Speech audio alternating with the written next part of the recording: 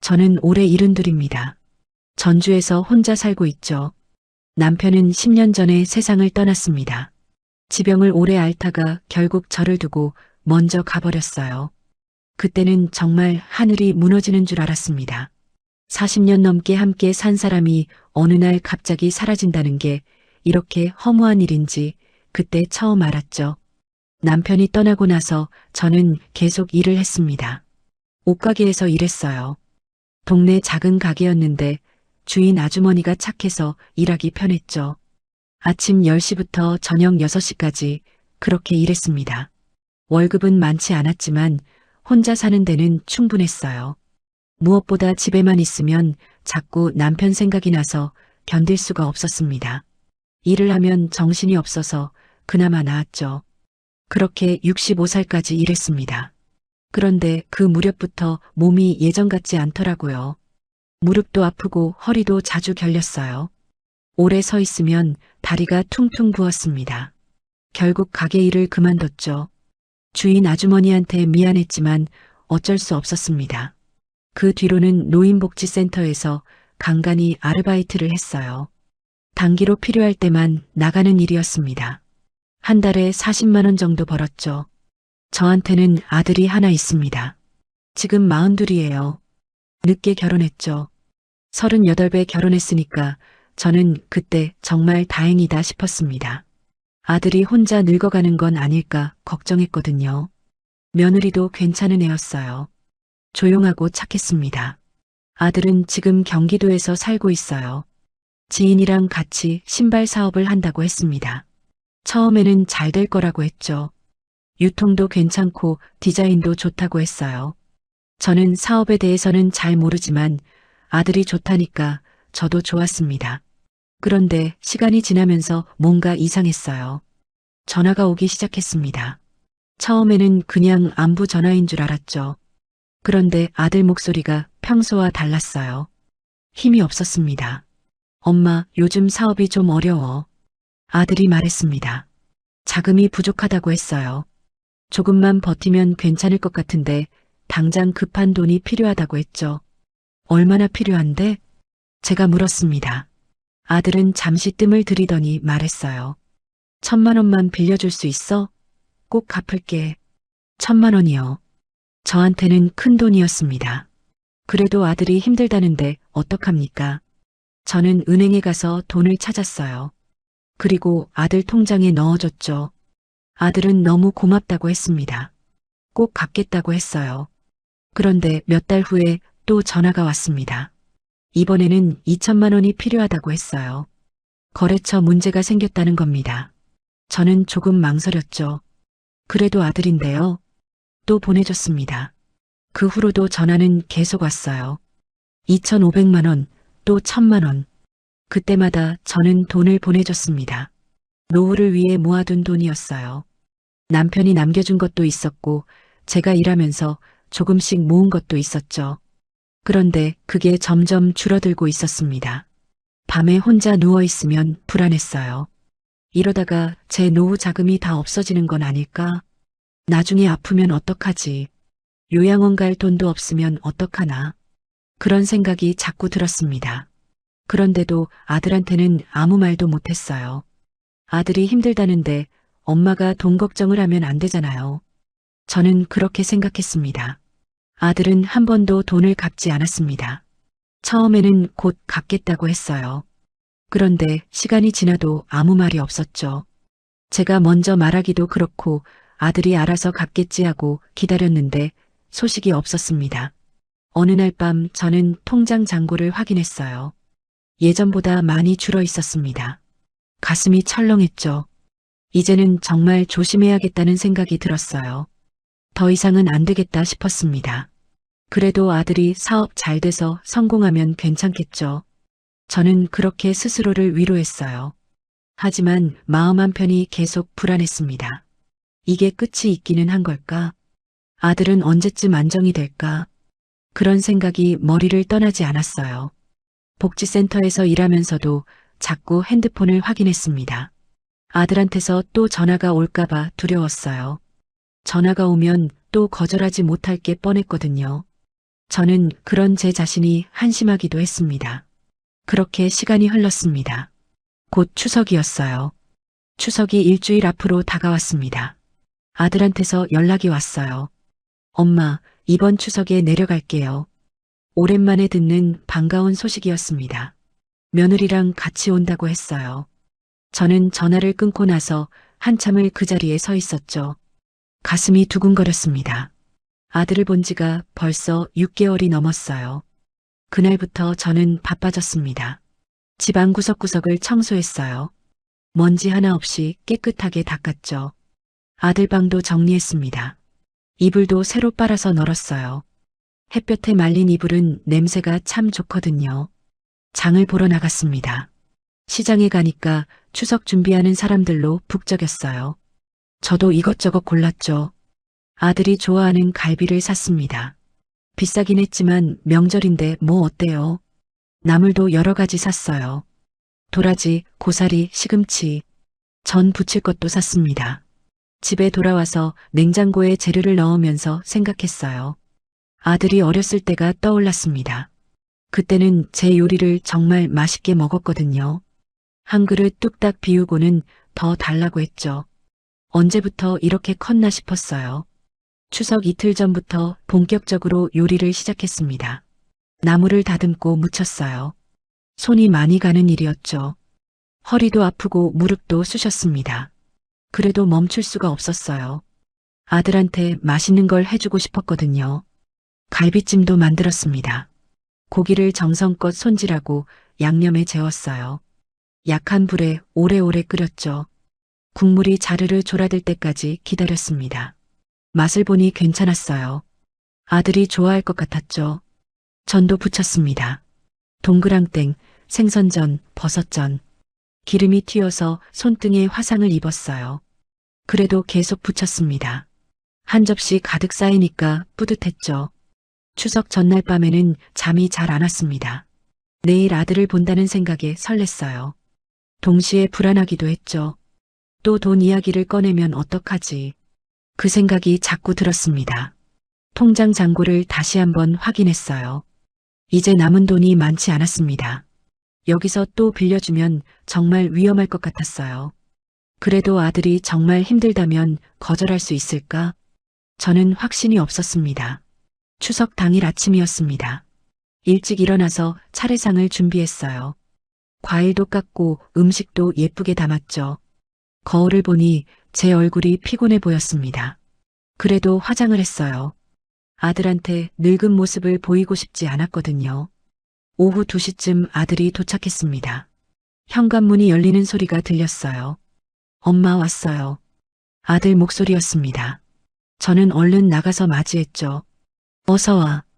길 힘들었지? 며느리도 함께 있었어요. 인사를 나눴습니다. 며느리는 예전보다 살이 빠진 것 같았어요. 얼굴도 좀 어두워 보였죠. 들어와서 쉬어. 내가 음식 다 준비해놨어. 저는 부엌으로 갔습니다. 음식을 데우고 상을 차렸어요. 정성껏 만든 요리들이 식탁 가득 놓였죠. 아들과 며느리가 자리에 앉았습니다. 어머니, 이렇게 많이 준비하셨어요? 며느리가 말했어요. 저는 웃으면서 대답했습니다. 명절인데 당연하지. 많이 먹어. 그런데 아들 표정이 별로 밝지 않았어요. 뭔가 걱정거리가 있어 보였습니다. 밥을 먹으면서도 말이 없었죠. 저는 괜히 긴장됐어요.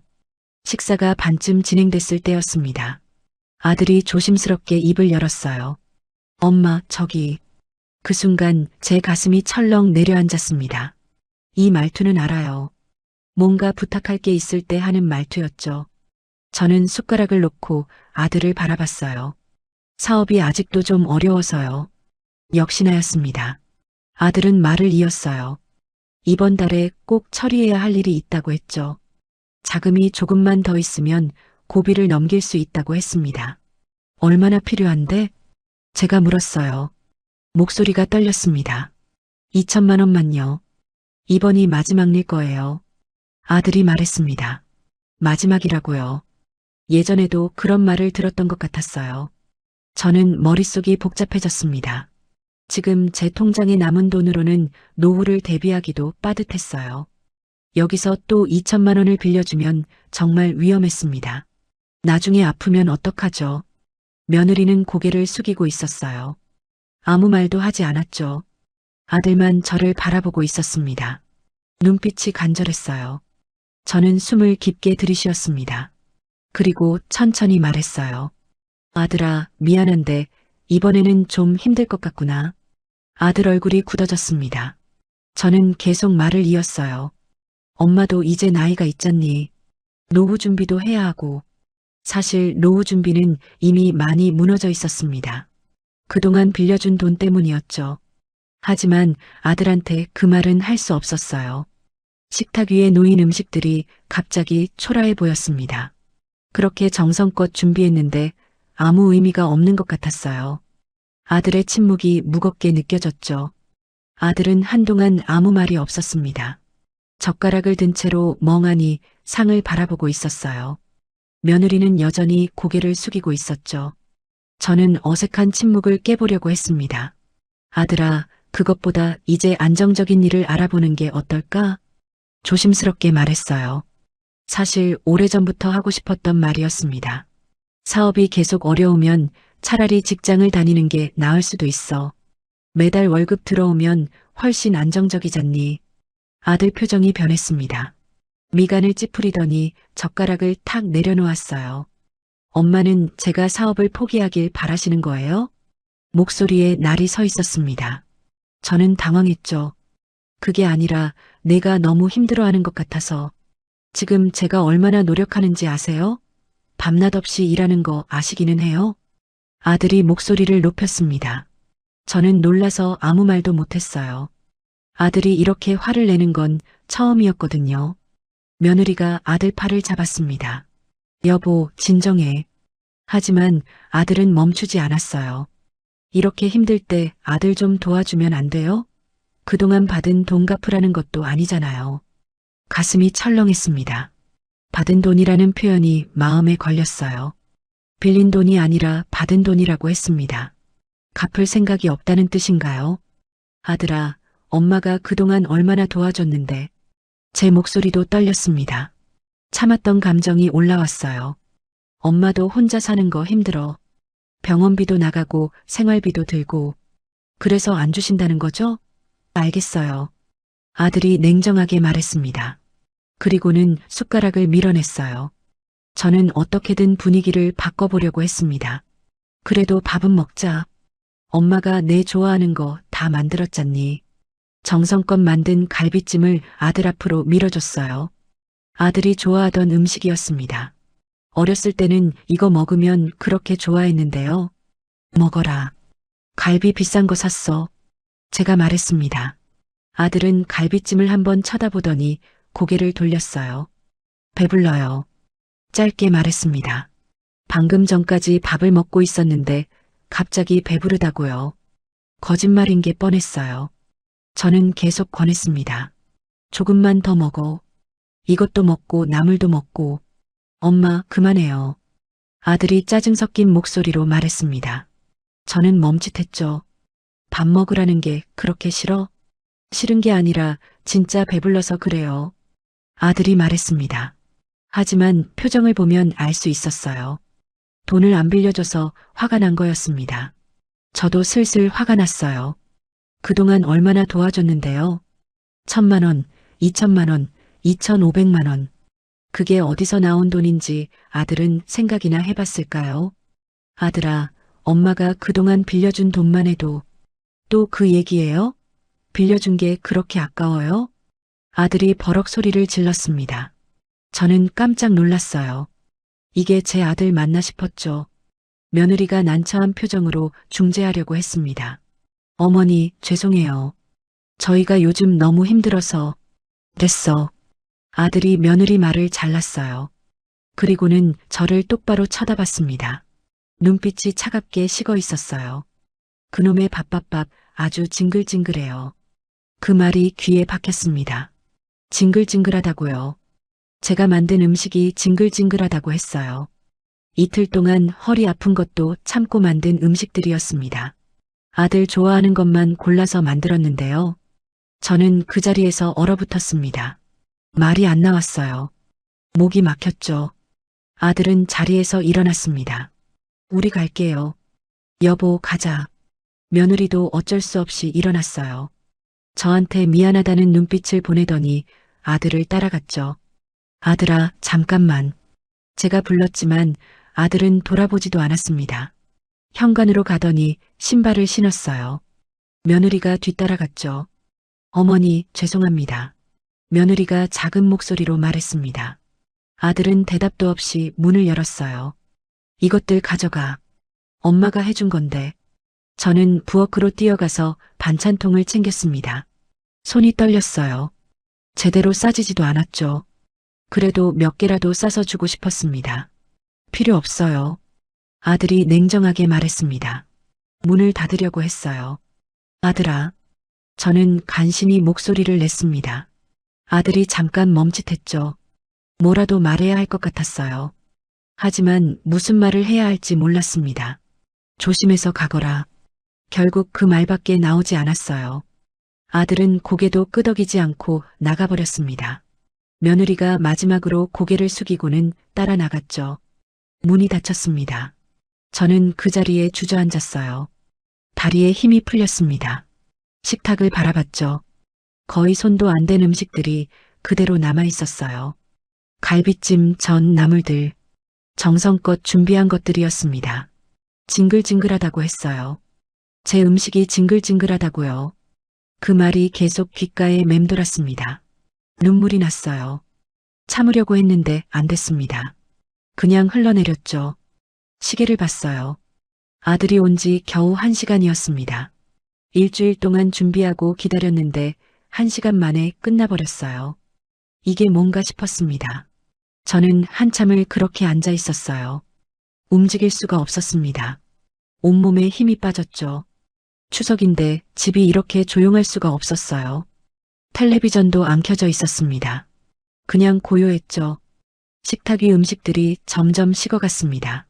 저는 그날 밤 한숨도 자지 못했습니다. 침대에 누워 있어도 자꾸 아들 말이 생각났어요. 징글징글하다는 그 말이요. 눈을 감으면 아들의 차가운 표정이 떠올랐죠. 벽을 보다가 천장을 보다가 했습니다. 시간은 가지 않고 밤만 길었어요. 다음 날 아침에 일어났습니다. 아니, 일어난 게 아니라 그냥 침대에서 나온 거였죠.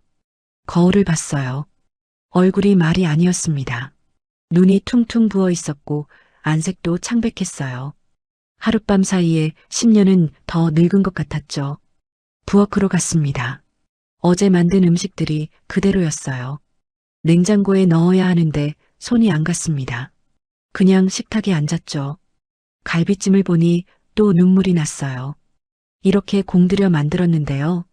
하나씩 치웠습니다. 반찬통에 담아서 냉장고에 넣었어요.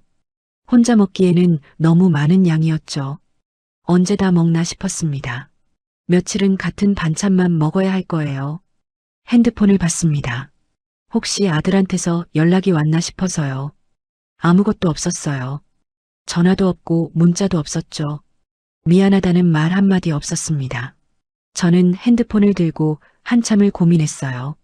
제가 먼저 연락해야 하나? 어제 일에 대해 뭐라도 말해야 하나? 손가락이 자판 위에서 맴돌았습니다. 하지만 결국 아무것도 쓰지 못했어요. 뭐라고 써야 할지 몰랐거든요. 하루가 지났습니다. 이틀이 지났어요. 사흘이 지났죠. 아들한테서는 여전히 아무 연락이 없었습니다. 저는 매일 핸드폰을 붙잡고 있었어요. 혹시나 하는 마음에요. 복지센터 일도 손에 안 잡혔습니다. 센터장님이 괜찮냐고 물어봤어요. 안색이 안 좋다고 했죠. 저는 괜찮다고 대답했습니다. 사실 괜찮지 않았어요. 머릿속이 복잡했죠. 밤마다 생각했습니다. 제가 뭘 잘못한 걸까요? 아들 부탁을 들어주지 못한 게 그렇게 큰 잘못인가요? 그동안 도와준 건 다 없던 일이 되는 건가요? 답이 나오지 않았어요. 일주일이 지났습니다. 어느 날 오후였어요. 복지센터에서 일을 하고 있는데 핸드폰이 울렸습니다. 문자였죠. 아들한테서 온 거였어요. 가슴이 두근거렸습니다. 뭐라고 왔을까? 손을 떨면서 문자를 열었어요. 아들 힘들 때 도와주지 않는 부모 집 이제는 가고 싶지 않아요. 그게 전부였습니다. 저는 그 문자를 몇 번이고 다시 읽었어요. 제대로 읽은 게 맞나 싶어서요. 하지만 내용은 변하지 않았죠. 아들은 제 집에 오고 싶지 않다고 했습니다. 다음 문자가 또 왔어요. 나중에 돈을 보내주게 되면 그때 다시 내려가서 인사드리겠습니다. 손에서 핸드폰이 떨어질 뻔했습니다. 저는 의자에 주저앉았어요. 다른 직원들이 쳐다봤지만 신경 쓸 겨를이 없었죠. 돈을 보내주면 그때 오겠다고요. 그러니까 돈이 없으면 오지 않겠다는 뜻이잖아요. 저는 아들한테 뭐였을까요? 그냥 돈 주는 기계였을까요? 화장실로 갔습니다. 다행히 아무도 없었어요. 거울을 보니 눈물이 흐르고 있었습니다. 언제부터 온 건지도 모르겠더라고요. 수도꼭지를 틀어서 얼굴을 씻었죠. 찬물이 얼굴에 닿았지만 정신이 들지 않았어요. 저는 거울 속 제 모습을 봤습니다. 초라했어요. 72살 늙은 여자가 거기 있었죠. 아들한테 버림받은 엄마가 있었습니다. 그날 일찍 집에 왔어요. 센터장님한테 몸이 안 좋다고 말씀드렸죠. 거짓말은 아니었습니다. 정말 몸이 안 좋았거든요. 가슴이 답답하고 머리가 아팠어요. 집에 도착해서 소파에 앉았습니다. 핸드폰을 다시 꺼내서 문자를 읽었어요. 몇 번을 읽었는지 모르겠습니다. 읽을 때마다 가슴이 찢어지는 것 같았죠. 저는 그동안 뭘 한 걸까요? 아들 키우느라 얼마나 고생했는데요. 남편 없이 혼자 키웠습니다. 옷가게에서 일하면서 돈 벌었어요. 아들 대학 보내고 결혼시켰죠. 사업한다고 할 때도 응원해줬습니다. 힘들다고 할 때마다 돈 보내줬어요. 그런데 이게 뭡니까? 돈 안 준다고 집에 안 오겠다고요. 저는 아들한테 현금 인출기였던 거예요. ATM 기계요. 돈만 나오면 되는 거였죠. 냉장고를 열었습니다. 추석 때 만든 음식들이 아직도 많이 남아 있었어요. 갈비찜이 보였죠. 한 입 먹어봤습니다. 목으로 넘어가지 않았어요. 맛이 없었습니다. 아니, 맛을 느낄 수가 없었죠. 창밖을 봤습니다. 날씨는 좋았어요. 가을 하늘이 맑았죠. 하지만 제 마음은 겨울 같았습니다. 춥고 쓸쓸했어요. 그날 밤도 잠을 못 잤습니다. 누워서 천장만 바라봤어요. 이런 생각이 들었습니다. 내가 더 늙으면 어떻게 될까요? 몸이 아파서 움직이지 못하면요. 돈도 없으면요. 그때는 아들이 저를 어떻게 할까요? 답은 뻔했습니다. 아들은 저를 버릴 거예요. 돈도 없고 도움도 안 되는 엄마는 필요 없을 테니까요. 요양원에 맡기고 오지 않을 거예요. 아니, 요양원 비용조차도 안 낼지 모르죠. 저는 무서웠습니다. 앞으로의 인생이 두려웠어요. 혼자 늙어가는 게 무서웠죠. 아들한테 의지할 수 없다는 게 확실해졌으니까요. 새벽까지 잠을 못 자고 있었습니다. 핸드폰을 또 봤어요. 아들 문자가 거기 있었죠. 지울 수가 없었습니다. 계속 읽게 됐어요. 돈을 보내주면 그때 오겠다고요. 저는 결심했습니다. 이제는 안 되겠다고요. 더 이상 아들을 위해 살 수 없다고요. 제 인생은 제가 지켜야겠다고 생각했어요. 나를 위해 살아야겠다고요. 남은 돈으로 나를 지켜야겠다고 마음먹었습니다. 아들은 이제 없는 거나 마찬가지라고 생각했어요. 슬펐지만 어쩔 수 없었습니다. 아들이 먼저 저를 버렸으니까요. 창밖이 밝아오고 있었습니다. 하지만 제 마음은 여전히 어두웠죠. 며칠을 그렇게 보냈습니다. 멍하니 있다가 울다가 했어요. 밥도 제대로 안 먹었죠. 냉장고에 있는 음식들이 하나씩 상해갔습니다. 버려야 하는데 그것도 힘들었어요. 일주일쯤 지났을 때였습니다. 거울을 보니까 제가 너무 초라해 보였어요. 이러면 안 되겠다 싶었죠. 이렇게 주저앉아 있으면 정말 끝이라는 생각이 들었습니다. 저는 책상 앞에 앉았어요. 통장을 꺼냈습니다. 하나하나 펼쳐서 잔액을 확인했죠. 적금 통장, 예금 통장, 펀드 통장 다 합쳐봤어요. 계산기를 두드렸습니다. 손이 떨렸지만 정확하게 계산했어요. 현금이 8천만 원 정도 있었습니다. 그리고 이 집이요. 전주 변두리지만 그래도 집이에요. 시세를 찾아봤죠. 이 동네 비슷한 집들이 2억 2천에서 2억 5천 사이에 거래되고 있었어요. 대충 계산해 보니까 3억 정도는 나왔습니다. 집까지 포함하면요. 저는 그 숫자를 한참 바라봤어요. 3억이요. 많은 돈이었습니다. 저 같은 사람한테는요. 평생 옷가게에서 일하고 복지센터에서 아르바이트 하면서 모은 돈이었어요. 남편이 남겨준 것도 있었죠. 그걸 아들한테 다 줄 생각이었습니다. 원래는요. 저는 서랍을 열었어요. 유언장이 거기 있었습니다. 몇 년 전에 써놓은 거였죠. 내용은 간단했어요.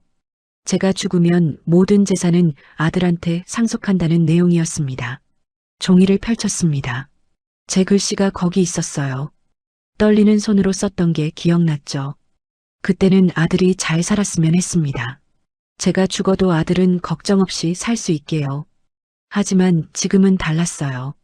아들은 저를 돈으로만 봤습니다. 엄마가 아니라 현금 인출기로 봤어요. 힘들 때 도와주지 않으면 집에도 안 오겠다고 했죠. 저는 유언장을 찢어버렸습니다. 한 번도 아니고 여러 번 찢었어요. 작은 조각들이 바닥에 떨어졌죠. 시원했습니다.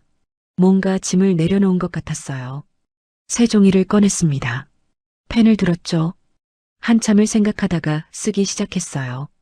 나 박순자는 내가 죽은 후 남은 재산을 다음과 같이 처리하기를 원한다. 손이 떨렸지만 계속 썼습니다. 집을 팔아서 나온 돈과 현금, 예금 등 모든 재산은 사회에 기부한다. 그렇게 썼어요. 아들 이름은 한 글자도 안 들어갔습니다. 단 내가 살아있는 동안 필요한 요양원 비용, 의료비, 생활비 등을 먼저 사용하고 남은 금액을 기부한다. 마지막 문장까지 썼습니다. 날짜를 적고 도장을 찍었어요. 제대로 된 유언장을 만들려면 공증을 받아야 한다는 걸 알고 있었습니다. 나중에 법무사 사무실에 가기로 했죠. 종이를 서랍에 넣으면서 이상한 기분이 들었어요. 후련했습니다. 오히려 마음이 편해졌죠. 아들한테 미안한 마음을 가질 필요가 없어졌어요. 그동안 저는 아들을 위해 살았습니다. 제 노후는 생각 안 했어요.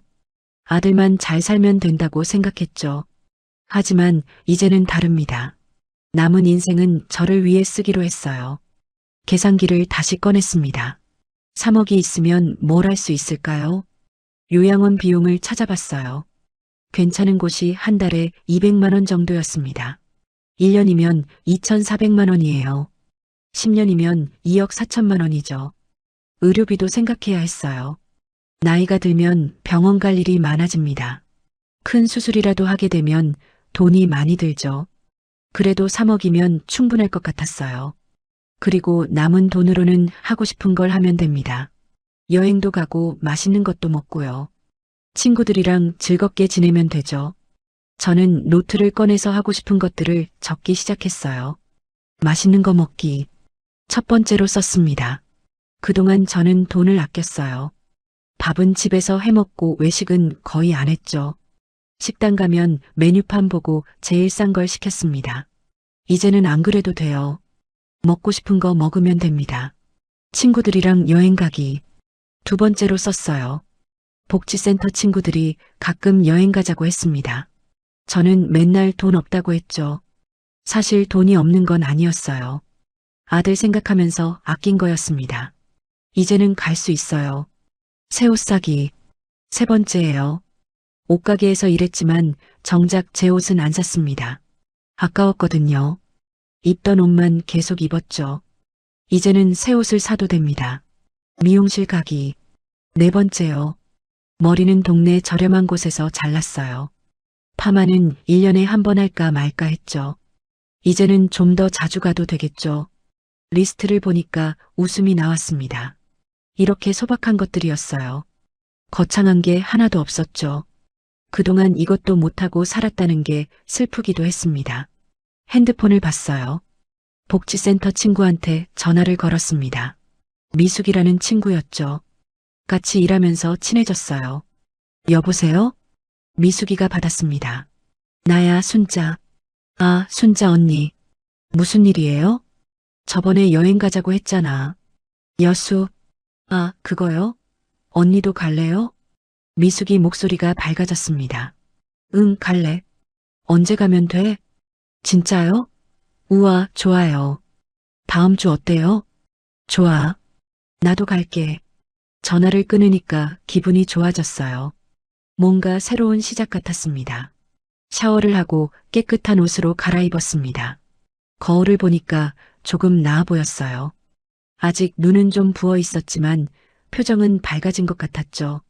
내일은 법무사 사무실에 가서 유언장 공증을 받기로 했습니다. 그리고 맛있는 식당도 찾아봐야겠어요. 친구들이랑 갈 곳도 알아보고요. 창밖을 봤습니다. 해가 지고 있었어요. 노을이 예뻤죠. 오랜만에 노을을 제대로 본 것 같았습니다. 이제는 나를 위해 살겠어요. 아들 생각은 안 하기로 했습니다. 남은 인생이 얼마나 될지 모르지만 행복하게 살 거예요. 그렇게 마음먹으니까 정말 마음이 편해졌습니다. 다음 날 아침 일찍 일어났습니다. 오랜만에 개운한 기분이었어요. 씻고 나와서 옷장을 열었죠. 그나마 괜찮은 옷을 골라 입었습니다. 법무사 사무실에 갈 거니까요. 사무실은 전주 시내에 있었어요.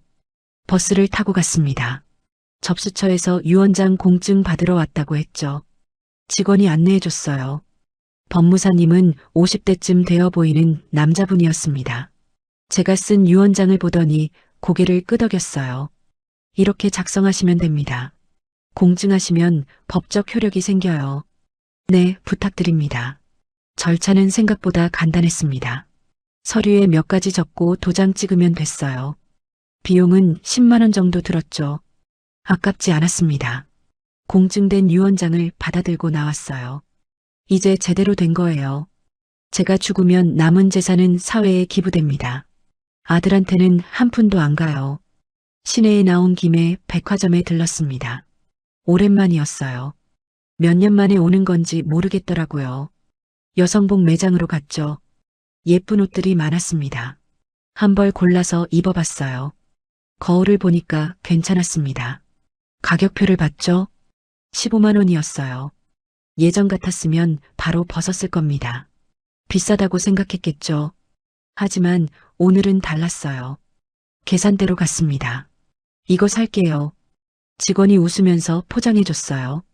카드를 긁었습니다. 기분이 좋았죠. 나를 위해 쓰는 돈이었으니까요. 점심시간이 됐습니다. 백화점 식당가에 갔어요. 일식집이 보였습니다. 메뉴판을 봤죠. 특선 정식이 3만 원이었어요. 예전 같았으면 너무 비싸다고 생각했을 겁니다. 하지만 들어갔어요. 특선 정식을 주문했죠. 음식이 나왔습니다. 회도 있고 초밥도 있고 튀김도 있었어요. 예쁘게 담겨 있었죠. 한 입 먹어봤습니다. 맛있었어요. 정말 맛있었습니다. 저는 천천히 먹었어요. 하나하나 음미하면서요. 급하게 먹을 필요가 없었습니다. 즐기면서 먹었죠. 밥을 다 먹고 나오는데 기분이 이상했어요. 행복했습니다. 이렇게 간단한 일로 행복할 수 있다는 게 신기했죠. 집으로 돌아와서 미숙이한테 전화했습니다. 언니, 나 은정이야. 은정이는 복지센터 친구 중 한 명이에요. 미숙이가 단체 채팅방을 만들어서 거기에 은정이도 있었죠. 아, 은정아. 여수 여행 이야기 들었어? 응, 들었어. 나도 갈래. 정말? 좋아. 그럼 우리 셋이서 가는 거네. 다음 주 금요일에 가기로 했습니다. 2박 3일이요. 숙소도 미숙이가 알아보기로 했어요. 언니, 그런데 갑자기 왜 마음이 바뀐 거예요? 맨날 돈 아껴야 한다고 하시더니. 은정이가 물었습니다. 저는 잠깐 말을 멈췄어요. 이제는 나를 위해 살려고. 무슨 일 있었어요? 아니, 그냥 생각을 좀 바꿨어. 더 자세히 말하고 싶지 않았습니다. 은정이도 더 묻지 않았어요. 주말에 미용실에 갔습니다. 동네 저렴한 곳이 아니라 시내에 있는 괜찮은 곳으로요. 예약을 하고 갔죠. 어떻게 해드릴까요? 미용사가 물었습니다. 젊은 여자분이었어요. 파마하고 염색도 할래요. 네, 좋아요. 어떤 색으로 하실래요? 밝은 갈색으로 해주세요. 예전 같았으면 그냥 검은색으로 했을 거예요. 염색약도 제일 싼 걸로요. 하지만 오늘은 달랐습니다. 3시간 정도 걸렸어요. 거울을 보니까 완전히 다른 사람 같았습니다.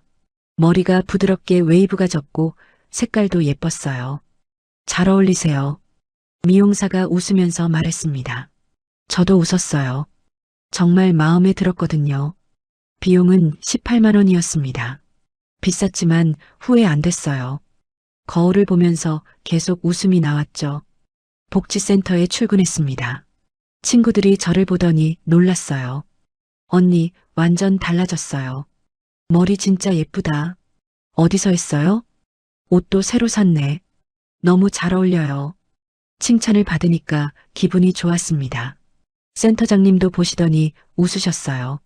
순자 씨, 요즘 표정이 많이 밝아졌어요. 그래요? 네, 전에는 좀 어두워 보이셨는데 지금은 완전 달라요. 정말 그런 것 같았어요. 저 자신도 느껴졌으니까요. 미숙이가 여행 계획을 짜왔습니다. 여수 엑스포 근처에 펜션을 잡았대요. 바다가 보이는 곳이라고 했죠. 일주일이 금방 지나갔어요. 여행 가는 날이었습니다. 아침 일찍 일어나서 짐을 챙겼죠. 새로 산 옷도 넣었어요.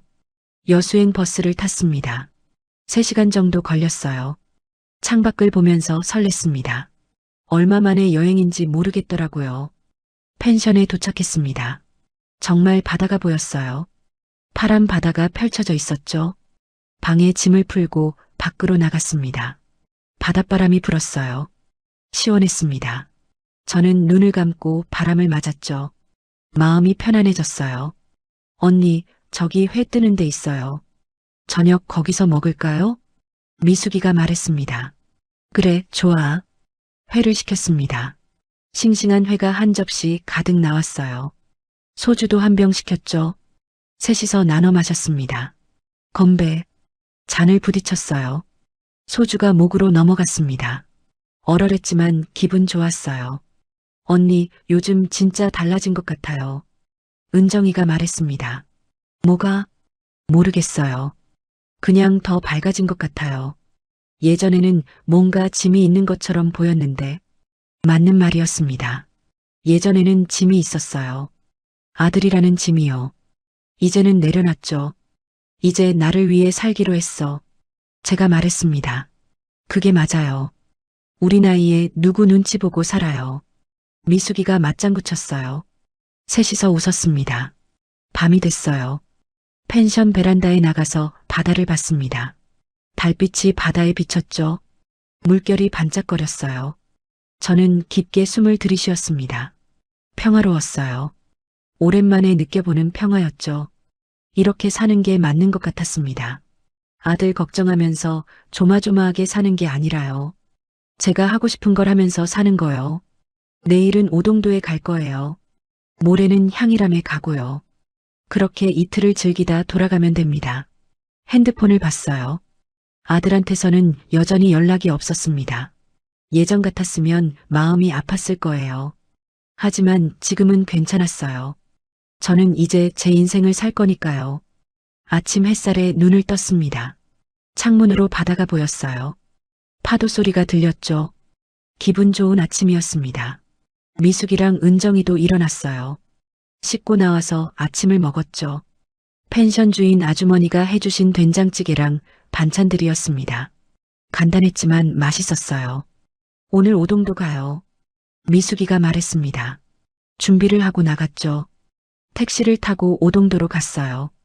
동백꽃이 피는 시기는 아니었지만 그래도 예뻤습니다. 나무들이 울창했고 바다가 시원하게 펼쳐져 있었어요. 산책로를 따라 걸었죠. 여기서 사진 찍자. 은정이가 말했습니다. 셋이서 사진을 찍었어요. 핸드폰으로 여러 장 찍었죠. 저는 오랜만에 찍는 사진이었습니다. 사진을 보니까 제가 웃고 있더라고요. 진짜 웃는 얼굴이었어요. 억지로 웃은 게 아니라 자연스럽게 나온 웃음이었죠. 언니 사진 진짜 잘 나왔어요. 미숙이가 말했습니다. 그래. 네, 완전 행복해 보여요. 그 말이 가슴에 와닿았습니다. 행복해 보인다고요. 정말 행복했으니까요. 마지막 날 아침이었습니다. 펜션을 체크아웃했어요. 전주로 돌아가는 버스를 탔죠. 버스 안에서 미숙이가 말했습니다. 다음에 또 가요. 어디든. 그래, 좋아. 저는 대답했습니다. 다음에는 어디로 갈까요? 제주도도 좋을 것 같고 부산도 좋을 것 같았어요. 어디든 상관없었습니다. 집에 도착했습니다. 짐을 풀고 소파에 앉았어요. 피곤했지만 기분은 좋았죠. 핸드폰을 봤습니다. 아들한테서 연락은 없었어요. 예상했던 일이었습니다. 돈이 필요하기 전까지는 연락 안 할 거예요. 하지만 괜찮았습니다. 저는 이제 아들 없이도 살 수 있으니까요. 아니, 아들 없이 더 잘 살 수 있을 것 같았어요. 여행 사진들을 다시 봤습니다. 제가 웃고 있는 사진들이었어요. 친구들이랑 찍은 사진도 있고 바다를 배경으로 찍은 사진도 있었죠. 사진 속 저는 행복해 보였습니다. 정말 행복했어요. 이런 기분이 오랜만이었죠. 서랍을 열어서 유언장을 꺼냈습니다. 공증받은 유언장이요. 다시 한번 읽어봤어요. 나 박순자는 내가 죽은 후 남은 재산을 사회에 기부한다. 마음이 편했습니다. 이게 맞는 것 같았어요. 감사할 줄 모르는 아들한테 줄 필요 없었죠. 저는 남은 인생을 저를 위해 쓸 겁니다. 맛있는 것도 먹고 여행도 다니고 친구들이랑 즐겁게 지낼 거예요. 아프면 좋은 병원 가고 나중에는 괜찮은 요양원에 갈 거예요.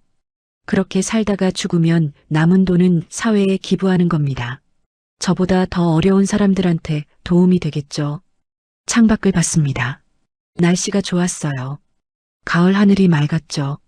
저는 일어나서 밖으로 나갔습니다. 동네 공원으로 갔어요.